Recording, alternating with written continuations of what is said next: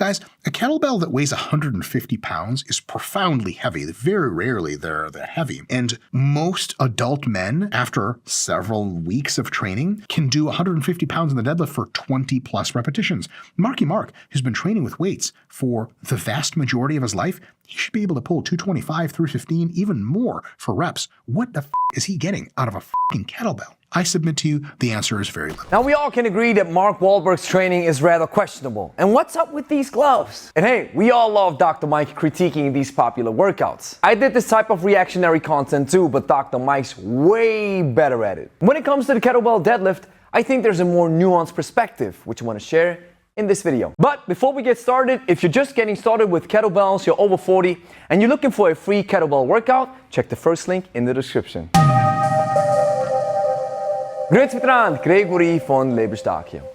We often hear from bodybuilders and strength specialists and even exercise scientists in that regard that training with the kettlebell, especially when it comes to a deadlift, for example, with light weights seems practically useless. I've received these comments oftentimes on our YouTube channel. Now, under Dr. Mike's video, there was this particular comment. Oliver says, I disagree. I do these to grease the groove and activate my glutes and hamstrings even on days where I'm not directly training them. They feel great and there's pretty much no risk of injury. Not every single exercise needs to be about building muscle, especially as you get older. Many people agreed and said that they included in a warm-up or that 10 minutes of kettlebell training will make you feel amazing. But we also have comments that mention hypertrophy. And here's what I want to share, something that I think you find valuable. There's this age-old question that says, can you build muscle with kettlebells?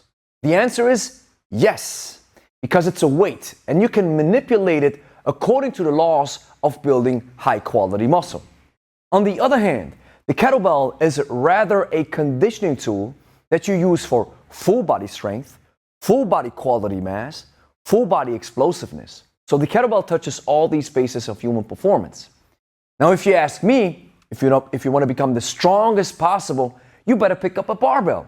If you want to build your muscle from a hypertrophy standpoint to the max, well, then machines probably and dumbbells make the most sense. But these comments stem from a practical point of view.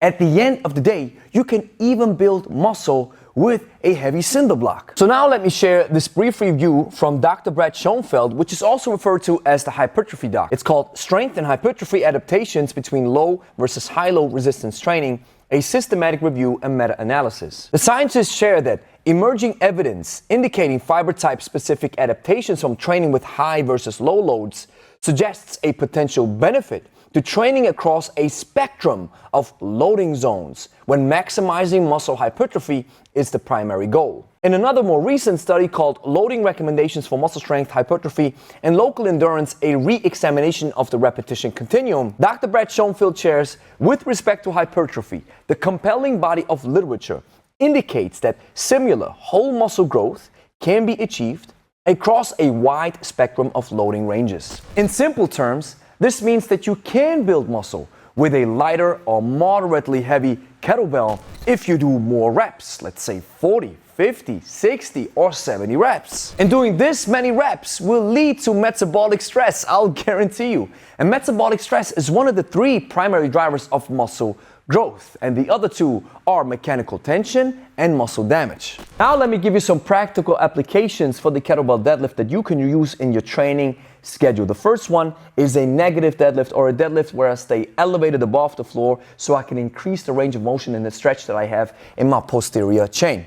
You have to be careful, however. You need some solid mobility. Your hinge has to be tight and crisp, and you also need some solid layers of strength before you tap into the potential of this exercise. So watch, here's how I do it.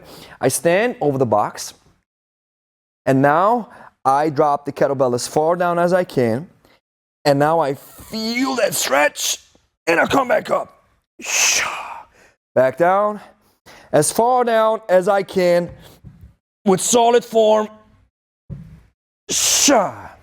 And the tension and the stretch that you feel is so incredible. And I'm only using a 20 kg kettlebell. Another reason why I want to use a kettlebell deadlift in a workout is for active rest. Let's assume I am engaging in a press, which is part of my workout. And now I'm finished with the press, and instead of resting, I drop it. And now I'm engaging into hang deadlifts with one side for this active rest period. And as soon as I'm getting ready for the press again, I punch back and I keep working. Aside from the ballistics, swing, clean, and snatch, I consider this type of training as one of the USPs of kettlebells, weighted locomotion. You are in continuous movement in locomotion and you're using some weights. You can go unbroken or for an indefinite amount of time, 30 minutes, 40 minutes, or 50 minutes, or for 1 hour. And this makes the kettlebell so special. This is not something that you can do with a dumbbell or a barbell, because most of the time in that case, your weakest link in the chain will always give out. And finally, I want to mention the unilateral aspect of kettlebell training, so only working with one side. And if you keep deadlifting, even with a 20 kg, with one side only, keeping your shoulders packed, pushing the hips as far back as you can, for 20 to 30 reps, I guarantee you will feel an adaptation, you'll feel that burn, and you'll feel your muscles work in a way that is different to the barbell and to the dumbbell. And sometimes a different stimulus can be great to spice up your training routine and even add some additional benefits to your physical qualities like strength, building high quality muscle, endurance, and explosiveness. So here's the next thing that you have to do. Clean and press that like and subscribe button. Share with a friend who's also interested in kettlebells. And if you made it this far, consider signing up for Kettlebell Plus. Right here, you can get started for only $1. We call this the Netflix of kettlebell training. Hundreds of follow-along workouts, skill lessons, tutorials, everything that you've been dreaming of a solid kettlebell membership. So get started for only $1.